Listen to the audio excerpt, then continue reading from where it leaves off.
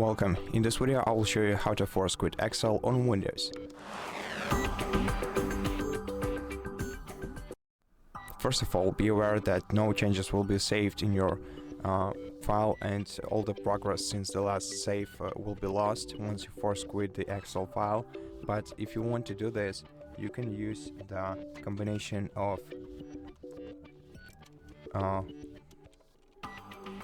Ctrl Shift and Escape buttons. Press 3 of them simultaneously and this will open the task manager.